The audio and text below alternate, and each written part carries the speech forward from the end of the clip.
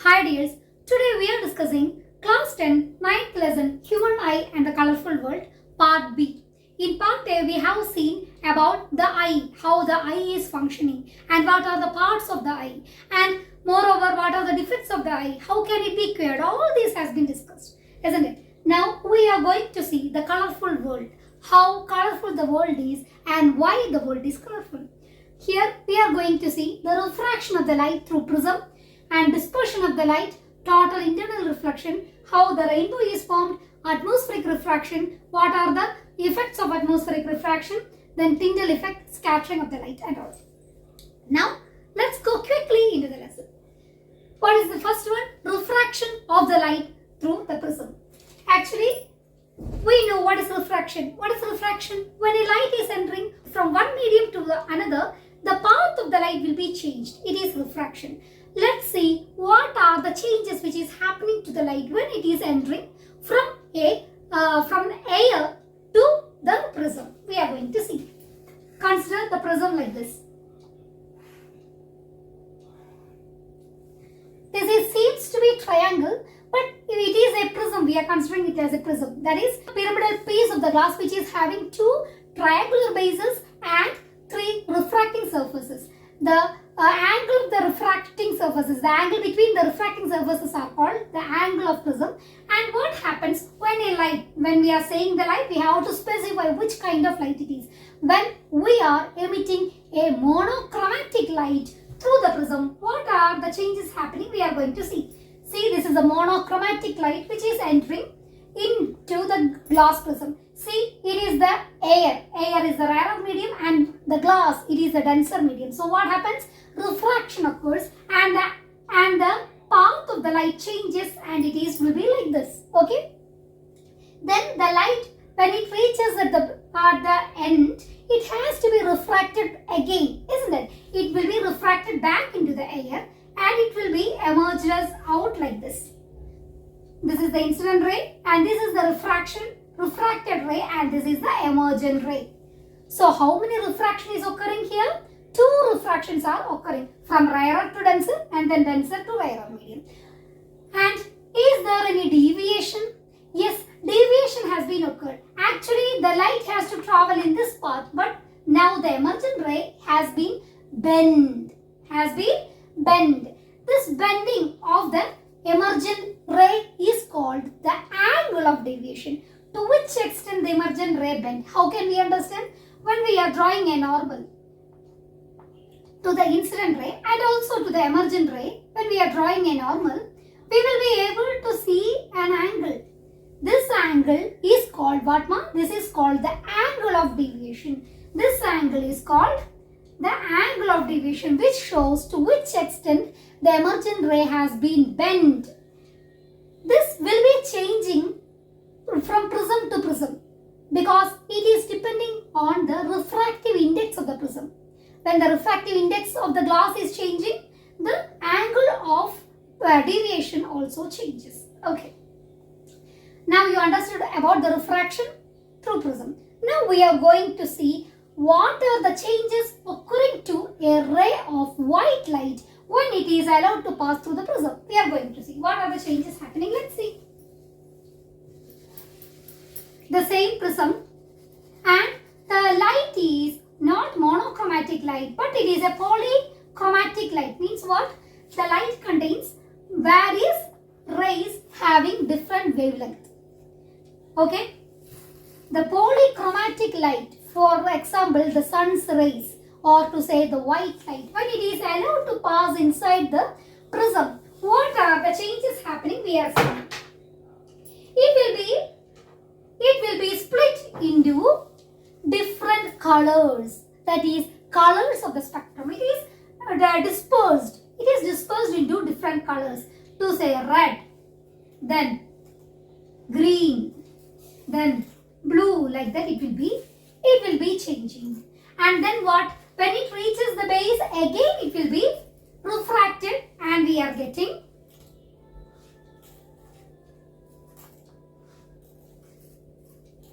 this. Okay. So what is happening over here? When a white light is allowed to pass through the prism, When it enters in the prism, it will be divided or split into 7 colors, because there are 7 colors for the white light. What are the 7 colors, ma? That is Vigor. Vigor is the easier way for understanding. V for violet, I for indigo, B for blue, G for green, Y for yellow, O for orange, and R for red. It is the easy way to learn. When the more polychromatic white light is allowed to pass to the prism, it will be split into 7 colors and it will be emergent out. This is called what, ma? This is called dispersion. Why dispersion is happening in this prism? We have seen when the light is traveling through the vacuum, the light is not splitting. When the light is traveling through the air also, it is not splitting. But when the light is allowed to pass through the glass, as the refractive index of the glass is much more greater than that of air or that of vacuum, what happens? The light will be split into its constituent colors, and the colors will be having different wavelength, isn't it? Based on this wavelength, the bending will be seen, and the angle also will be changes. To say violet is having smaller wavelength, it will bend more. Okay, and the red, which is having larger wavelength, will be bending less. So it depends on the wavelength of the light, the bending also will be changed, and these colors will produce an angle. Okay, ma?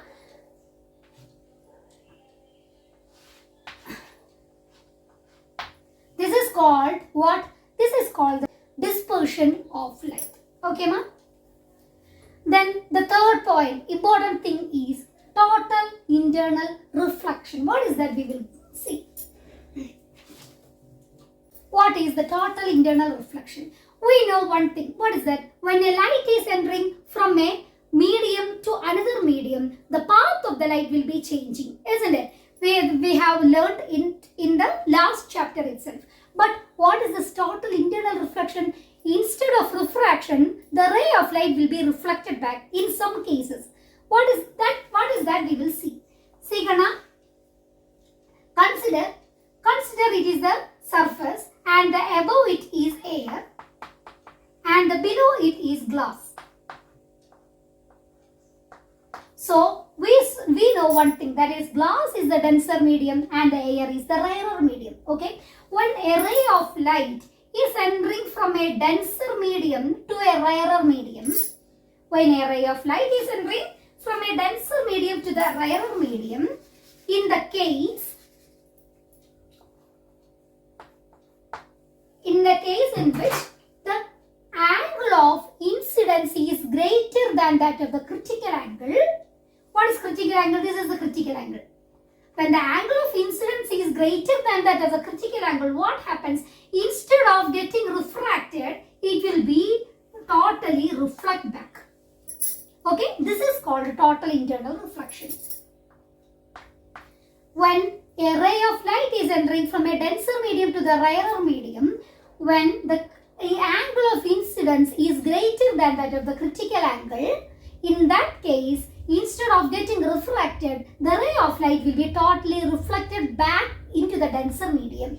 This is called what, ma? This is called the total internal reflection, because from the name itself it is clear that the ray is totally reflected back. That is total internal reflection. Some part is not reflected. All this ray will be reflected back. That's called total internal reflection. So what are the two conditions? Denser medium, the light has to enter to the rarer, and the second case is angle I should be greater than angle C, that is critical angle. Okay. Now the total internal reflection is having applications. What are the applications? Have you heard about optic fiber? Optic fiber, in Wi-Fi, optic fiber can be seen, and it will be a small straight rod-like substance. And what is its specialty is the light is traveling, or the ray is traveling in the form of total internal reflection. Okay, it is not coming out of it. From the denser medium, it is not coming out to the rarer medium. Instead, it is reflected back in the denser medium. And moreover, have you seen the diamonds? The diamonds are shining because of the total internal reflection. The light is trying to enter from the diamond to the rarer medium air. The critical angle is less than that of the incident ray. So what happens? It will be reflected back, which gives the shiningness for the diamond. These are the applications of total internal reflection. And now the important part which we are seeing is the formation of rainbow. In the rainbow formation, total internal reflection plays a vital role. Let's see how the rainbow is formed. What is rainbow? Rainbow is a spectrum of colors which is seen in the sky. Where it is seen? It will be seen in the opposite side of the sun, isn't it? It will be seen normally in the opposite side of the sun. In sunny days it can be seen? No. It can be seen in the days where rain is there, at least to a little extent. Or the air will be having the raindrops. By the situation when sun is also present and the raindrops are also present in the sky, in that case only, what is that? The rainbow will be formed. And how the rainbow is formed, we are going to discuss here. Okay, ma? See, we have said the rainbow is formed in the opposite side of the sun, isn't it? So, here the raindrops act as the prism. The raindrops acting as the small prisms. So, we know one thing. When a beam of white light when entering into the prism, what happens? It will be dispersed, isn't it? The dispersion will be occurring. Similarly, when the ray of white light or sun's rays is entering into the water droplets, it will be dispersed. How can it be a dispersion occurring? First, it will be split into 7 colors, and for the convenience I am showing only 3 colors. Okay, ma? Red, green and blue. Okay.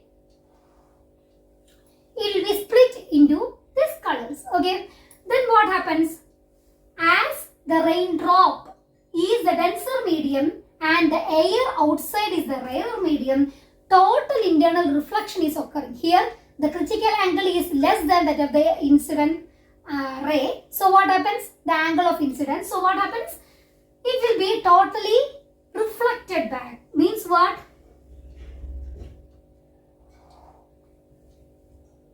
See?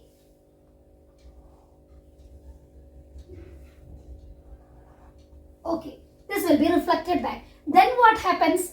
When it reaches the end, it will be refracted again. It will be refracted again in the form of this. So, what all things are happening here? First, refraction occurs. Then, dispersion occurs. Then, total internal reflection occurs. Again, refraction occurs. These 4 phenomena or 3 phenomena are happening. 2 refraction, 1 dispersion and 1 total internal reflection. All these 3 phenomena are occurring, which results in the formation of a band of colors in the sky. For us, it will be seen as the band of colors, isn't it?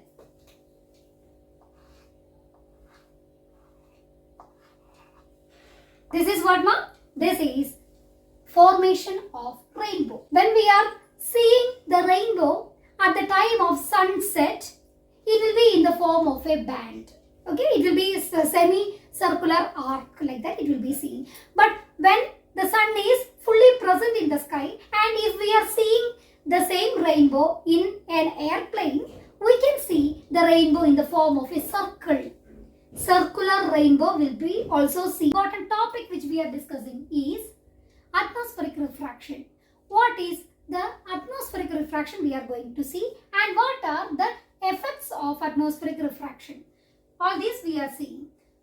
What is this atmospheric refraction? We know that Earth is protected by a layer of atmosphere, and the atmosphere will be having variation in its temperature when it is moving to altitudes. Okay, the atmosphere, top layer of the atmosphere will be much more hotter compared to the base layer.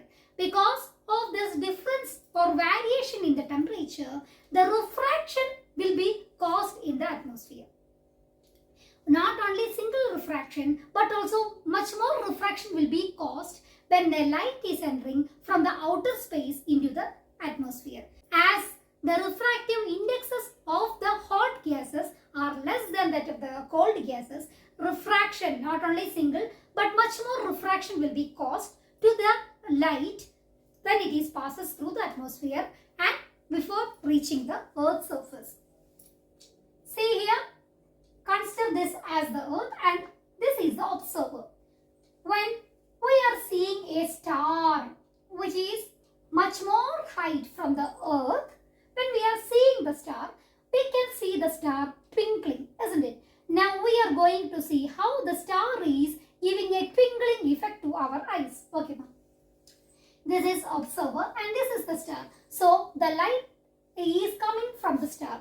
Is the light coming as a point source or from much more multiple sources from the star? It is coming as a point source because the star is much more farther away from our Earth, and that's why the light is coming as a point source from the star. And when it reaches the atmosphere, it will undergo refraction.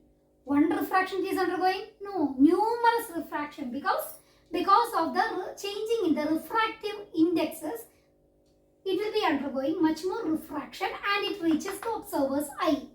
So, for him, because of the refraction in the atmosphere, he may feel that, he is feeling that the star is in this position. This is said to be the apparent position of the star. Actually, the position of the star is not this, but this. But for him, because of the refraction in the atmospheric surface, the light is coming from the star. It seems to be from here. So this position seems to be the apparent position, and this is the real position of the star. Secondly, why the star is tingling? Because of the atmospheric refraction, the light coming from the stars seems to be faint in some time and bright in some other time. So we may feel that the star is twinkling. Actually, star is not twinkling, but because of the atmospheric refraction, we are feeling that the star is twinkling. Okay. Okay. Now one more question is coming. Whether the planet here, which is close to Earth and which seems closer to Earth, will the planets twinkle for us? The planets are not twinkling for us. Why the planets are not twinkling? Because the planets are much more closer to the Earth and it is not undergoing much more refraction compared to the star. Secondly, the planet will be seen as the circular disk, not as a point source like the star. As the planet is close to Earth, it is seen as a circular disk and not as a point source. And from multiple areas, the light will be coming. Not from a single point, but from the multiple points, the light will be coming, and the average results in the steadier light from the planet. So for us, the planet will not twinkle, but the star will twinkle. Okay? I think it's clear for you.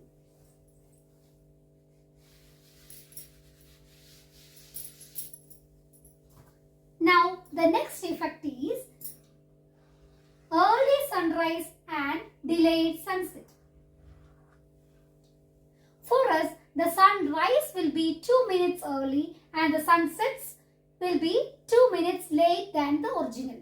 Why is it so is a question we are going to see. Consider this as the Earth and we are the observer here and this is the horizon. What is horizon? It is the line of separation of sunrise and sunset is the horizon. When the sun is here, we can say this is the time of sunrise and this is the time of sunset. Consider it as east and west. Okay. These are the position of the suns according to us. Okay, ma'am. Now we are going to see how the sunrise and sunset times are varying. See, the sun is here. Is it the sunrise? No. When it is coming above the horizon, we can say it is sunrise. But when the sun is here, that is below the horizon itself, the light from the sun may be coming to us, isn't it? The light from the sun is coming to us and we should not forget about our atmosphere. atmosphere, when the sun is coming to us, the light from the sun is coming to us, it will undergo refraction and it is reaching to us. For us, when it is reaching to us, we may feel that the sun is here. Is the sunrise? Yes, this is above the horizon and this is sunrise. Actually, sun is below the horizon, but we feel that the sun is above the horizon and the sun has already rises. Why it is feeling so? Because of the refraction of the light when it is entering into the atmosphere. Okay, ma? Similarly, when the sun is here, that is it sunset? Sunset has been finished and the sun is below the horizon. But when the sun's rays are coming to the earth's atmosphere, it undergo refraction, and when it reaches to us, we may feel that the sun's position is this. So for us, it is only the time for sunset, but actually sun sets. This is the apparent position of the sun. Here also it is the apparent position of the sun, and due to the refraction in the atmosphere, we are feeling that sun is rising 2 minutes early and sun is setting 2 minutes delayed before and after the sunset. Okay, ma'am? Tyndall effect. What is this Tyndall effect? When the light is entering, when the light is passing through a surface and which is having colloidal suspensions in it, the light will illuminate these suspensions. And this is called a Tyndall effect. When you are seeing, when we are entering into a dark room, if there is only a small window over there, and when the sun's light is coming through this window, we can see the dust particles, suspended particles clearly through this light. This is actually Tyndall effect. Why? This is because when a beam of light is entering into a medium, it will illuminate the colloidal particles or suspended particles in that medium, and it can be clearly seen to us. This is called Tyndall effect. And who has discovered, it's John Tyndall discovered this Tyndall effect, and from his name the Tyndall came. We are moving to see yet another important part, that is scattering effect. Scattering effect of light. We know that white light is made of 7 colors, isn't it? 7 bands, or to say spectrum of light. What are they? Visual, from violet to red, the colors will be varying, and along with that we can say that the wavelength of the lights also, the colors also is varied. Violet and blue are the group which are having lower wavelength, and the red, orange and all are having the higher wavelength. Okay. As the light is entering from the sun to the atmosphere, Earth's atmosphere, because of the presence of the dust particles or small particles in the atmosphere, the colors which are having lesser wavelength will be scattered more. Okay? They are scattering the light which is having lesser wavelength, the color which is having lesser wavelength, to say blue, violet, will be scattered more, while the other colors will be reaching to Earth. So what happens? We may feel that the sky above us is blue. Actually, the sky is not blue, but we are feeling that the sky is blue. Why it is felt so? Because of the scattering of the colors which are having lower wavelength by the dust particles or smoke particles, or to say water droplets or whatever it is. Okay. So we can say in other words that if the aerosols means tiny particles, if the tiny particles present in the atmosphere is more, the sky will be appearing more and more blue. Okay. From this we are understanding one thing, that is, if the smoke or dust particles are more, the lights or the colors which are having lower wavelength will not travel through a large distance. It will be scattered more. That's why red light is considered to be danger light, because it is not dangerous, but for alerting us that the danger is the red light or red objects will be shown, because the red color or red light will be able to be traveled to a longer distance even though dust or smoke particles are there, and it will be easy for it to reach our eyes, the red is considered to be a danger signal. Okay, ma? For us to alert that something is there, be cautious like that, where the red color is chosen. Okay. Now, there is a last portion, that is why sun is red in color during sunrise and sunset. What is that? But the last question is, why the sun is red in color during sunrise and sunset? Why the sun is red in color? Actually, during sunrise and the sunset time, the light has to travel long distance to reach the earth compared to other times. Because the earth is in far distance with the sun during sunrise and sunset time. Okay, so what happens is, as the light is traveling through a large distance, the colors which are having lesser wavelength will be scattered, and the colors which are having longer wavelength like red, orange reaches our earth and reaches our eyes also. So for us, the sun is appeared to be red in color. As the wavelength of the red and orange are more, that light only, or that color only will be reaching the earth's surface compared to the other colors which will scatter more. Okay, ma? So for us, the sun seems to be red or orange during sunrise and sunset time. Okay. Dears, now this is the question time. Be ready for the questions. First question. To rectify hypermetropia, we should wear which lens? Dash lens. Is it concave or convex?